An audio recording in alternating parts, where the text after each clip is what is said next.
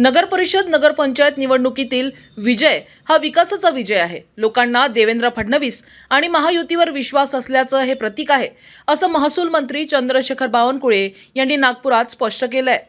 पंतप्रधान मोदींचं सरकार, देवेंद्र फडणवीसचं सरकार, डबल इंजिन सरकार हेच महाराष्ट्राचा विकास करू शकते आणि म्हणूनच जनतेला महायुतीला पसंती दिली आहे आणि 2/3 बहुमताने महायुती जिंकेल। भाजपा 135च्या वर जिंकेल आणि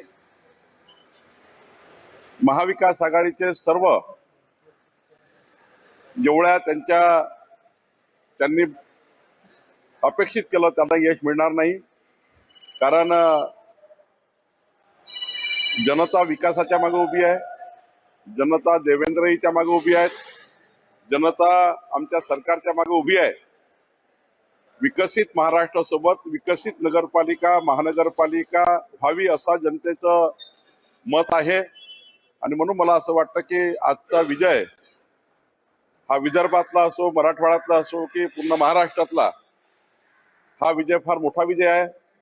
तर काँग्रेसला आता आत्मचिंतनाची गरज आहे। काँग्रेसने आरोप करत बसण्यापेक्षा चिंतन करावं असा सल्ला देखील चंद्रशेखर बावनकुळे यांनी दिला आहे।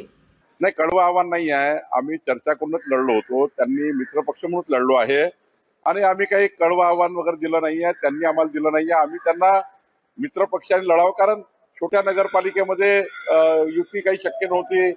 आम्ही वेगवेगळ्या लढण्याचा निर्णय घेतला आणि त्यातून मग ही सर्वांनाच त्या ठिकाणी चांगलं यश मिळालं आहे। हे काही भाजपाला वगैरे आव्हान नाही किंवा शिवसेनेला आव्हान नाही आहे। आमचं खऱ्या अर्थाने काँग्रेस पार्टी ही आमची परंपरागत विरोधक आहे। काँग्रेस पार्टी ही 5व्या-6व्या नंबरवर चालली आहे। त्यांना आत्मपरीक्षणाची गरज आहे। त्यांना त्या ठिकाणी त्यांचे कार्यकर्ते त्यांना सोडून चालले आहे। खरं तर आज अभिनंदनाचा आणि विजयाचा दिवस आहे। नागपूर जिल्ह्यामध्ये 27 पैकी जवळपास 22 सीटवर भारतीय जनता पार्टी आता पुढे आहे। आणि काँग्रेसला फक्त एकच जागा मिळालेली आहे सध्या।